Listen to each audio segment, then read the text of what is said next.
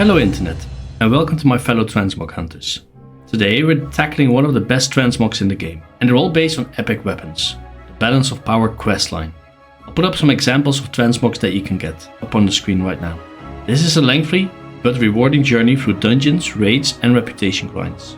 But if you're after some of the best artifact appearances in the game, this guide will walk you through every step. And just look at these transmogs, they are definitely worth adding to your collection. And the best news is, it's now account wide, so you complete it once and you will unlock all these hidden gems for all your other classes. So let's dive straight in.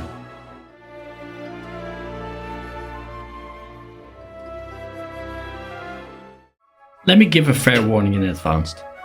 Like all good things in life, it will take effort, and the more work you put in, the more you'll appreciate the bragging rights that come with the challenge. First, you'll need to set the foundation of the questline. Here's what you'll need to do. Complete your Order Hall campaign, if you didn't finish it during Legion. Don't worry, Kalak will show up in Dalaran and offer you the starting quest. To get there, just use the Dalaran Heartstone that will be in your toy inventory. After you completed the Order Hall campaign, you will need to finish the Demon Hunter and the Blue Dragon questline in Azuna. Now this was the easy part.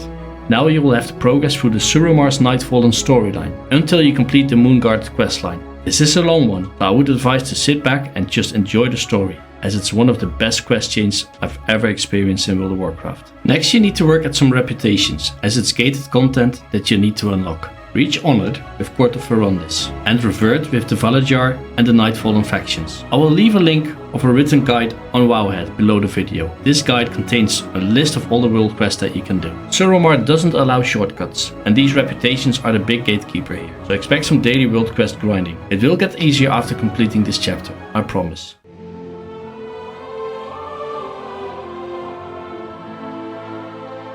Next, you'll need to complete specific Mythic Dungeons. For these runs, no heroics are allowed. The required dungeons are Eye of Azshara and Darkheart Thicket. Good news is, even on Mythic difficulty, they're easy soloable. After doing this, you also need 30 Blood of Sargeras, which drop from dungeon bosses, world quests and Order Hall missions. Additionally, the Emerald Nightmare raid is required. Key items dropping from Il'gynoth and Xavius. This part will take at least 2 raid resets, because you'll need to collect 30 corrupted essences, and there's a big chance you won't be able to get them out of one run, as these don't always drop in large amounts. You are only able to loot these corrupted essences once a week per boss, regardless of difficulty. So don't bother doing it on heroic and then on mythic. You will not be able to loot this item again. Wait for the reset and come back.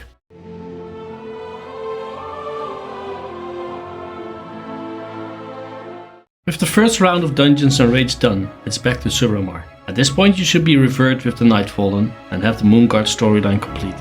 Now 3 more Mythic Dungeons are required: Court of Stars, the Archway, Vault of the Wardens. Next you'll need to purchase an item from Belisra. That's why you need to be revered. Summon and kill a demon in Faranar Azuna. This last piece is tricky, but it's not difficult. You should come to the market quest spot and kill any demons around to collect 5 small portal shards, which you use to make a portal stone and summon the quest demon at the altar. 10 minutes tops.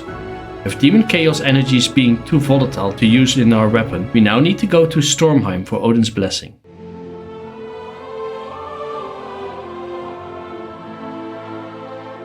The next step involves proving yourself to Odin. You'll need to hunt down and slay 3 specific beasts across Stormheim, High Mountain and Azuna. After that, you prepare a feast offering for Odin in the Halls of Valor, and then defeat him in a battle. With Odin's trial completed, the final step is the Nighthold raid. Key bosses Tridiax, Lysander and Gul'dan. These bosses will drop a required quest item. However, the biggest challenge here is collecting 20 night shards, which are subject to random drop rates. Expect to run this raid for multiple weeks to complete this step. On average, expect this total questline to take around 4 weeks. Week 1, Mythic Dungeons, Blood of Sargeras, Emerald Nightmare. Round 1. Week 2, Emerald Nightmare. Round 2, Suramar Dungeons. Week 3, weekly Nighthold runs until all night shards are collected. The good news? Once completed, the questline is account wide, so your alts can claim the appearances without repeating the grind. If you find yourself lost on what to do next, because my footage doesn't show it to you in every small detail, don't worry, I've still got you covered. There is this really cool website that can work as your checklist. It will explain what you need to do, so you'll be able to get started with the Balance of Power storyline. I hope this will make your overview manageable. Again,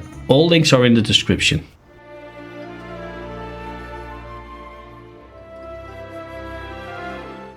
And that's a summary of the Balance of Power questline. It's a time investment, but the rewards are worth the grind, especially for transmog collectors. As you probably don't want to watch this video over and over, I've dropped all the links below this video, the items you need and a written guide. So get out there, run these dungeons, and may your RNG be in your favor. If you found this guide helpful, be sure to subscribe for more cool content. My goal is to reach 1k subscribers, so your help would mean a lot. Thanks for watching, and Brinks out.